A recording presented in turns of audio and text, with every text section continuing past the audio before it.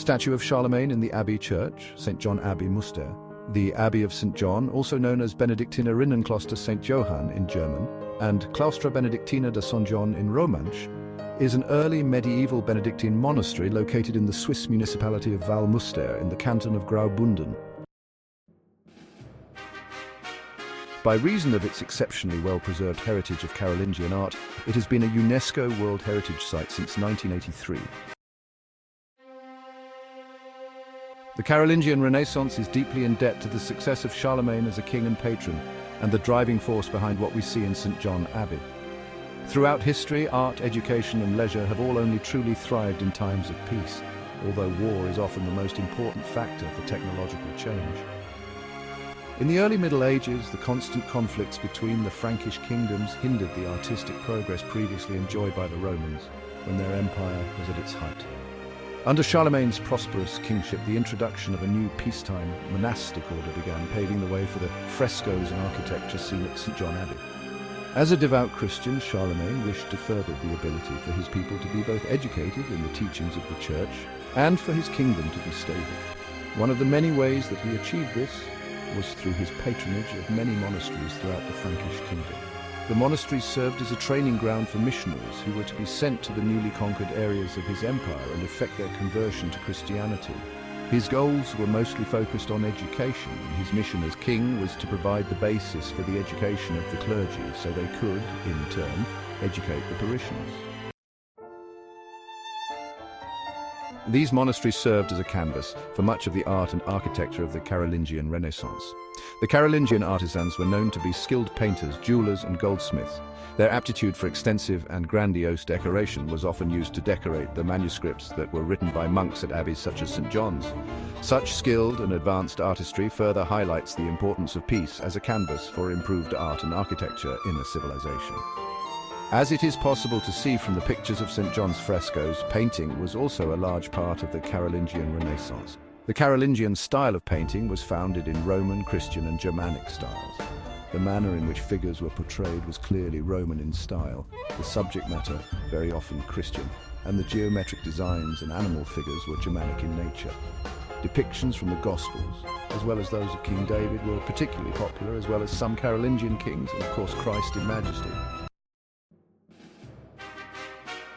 It is believed that the abbey was established around 780 by a bishop of Chur, perhaps under orders from Charlemagne. It was built during a wave of monastery construction that included the nearby monasteries at Cazis, Misdale, Farfars and Disentis.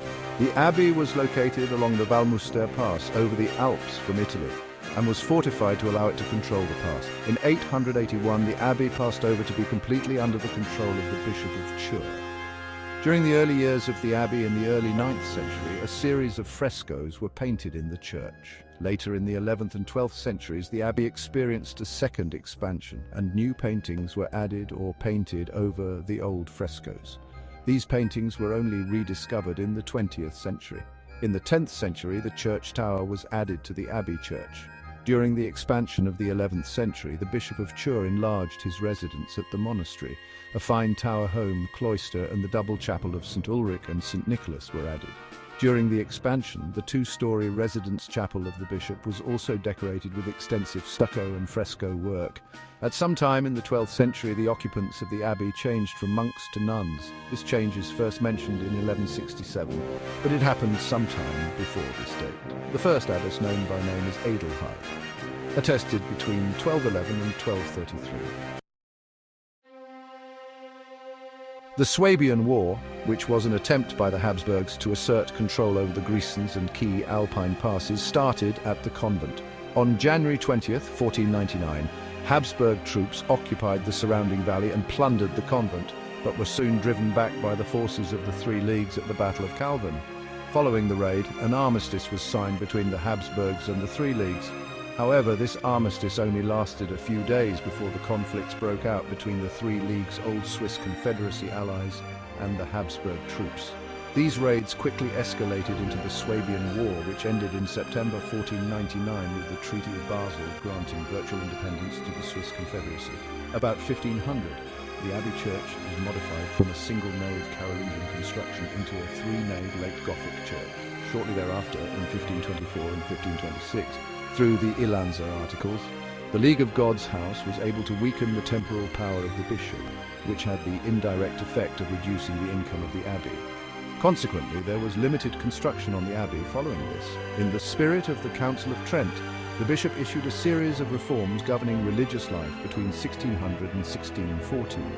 The reforms included new regulations as to who could receive the sacraments and the publication of the breviary.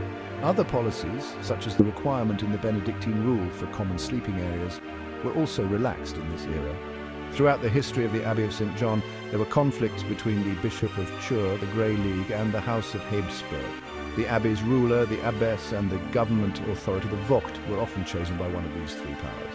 During the 20th century restoration works, some Romanesque frescoes from the 1160s were discovered here. Other murals are dated to Charlemagne's reign. The UNESCO recognized these as Switzerland's greatest series of figurative murals, painted around 800 AD, along with Romanesque frescoes and stuccos. The figures seen in the frescoes of St. John's are of balanced and symmetrical composition, and throughout the church this creates a sense of story and rhythm. The artist's rapid application of paint and his use of brightness are a means of drawing attention to certain images over others and show the complexity and sophistication of the artist's skill. There is a clear link between the frescoes seen here in Mustère and those seen in the Lombard church of Santa Maria Foris Portas di Castelseprio, which has led some academics to believe that the artists were either local or at the very least familiar with the work seen there. One of the main reasons for the popularity of paintings was the fact that literacy was not required. As a result of this, the stories of Christianity and the messages that the clergy wished to share became more easily accessible to the masses that may or may not have been literate.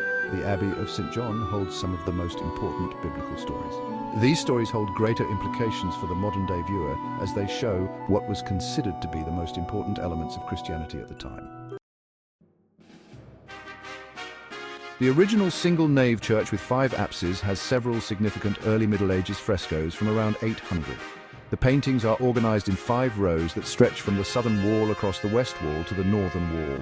The top row features scenes from the life of King David of the Hebrew Bible or Old Testament. The next 3 rows show scenes from the youth, life, and passion of Christ. The bottom row contains scenes from the crucifixion of St. Andreas. On the western wall, the rows are tied together with an image of the Last Judgment. The paintings were done in a limited range of colors, including ochre, red, and brown, and help in the comprehension of the evolution of certain Christian iconographic themes, like that of the Last Judgment. The importance of the Last Judgment is a substantial element in the power of the Church over its congregation. What the fresco depicts is the end of the world and the judgment that will befall all of mankind. Here, people are assessed for their sins if they have asked forgiveness for their sins. Although it would be foolish to assume that all who visited the church at the time believed exactly what was depicted on its walls, we can draw conclusions about the messages the church was trying to portray about the importance of confession and a sense of self-assessment when it comes to the question of morality. Many of the frescoes were painted over and only some have been restored. The apses and the eastern wall were repainted in the 12th century with Romanesque frescoes showing a variety of biblical themes, including the dinner of Herod Antipas, where the dancing of Herodias' daughter leads to the execution of John the Baptist, the wise and foolish virgins, apostles, and St. Stephen. Don't forget to subscribe to World Wonders Unveiled and turn on notifications.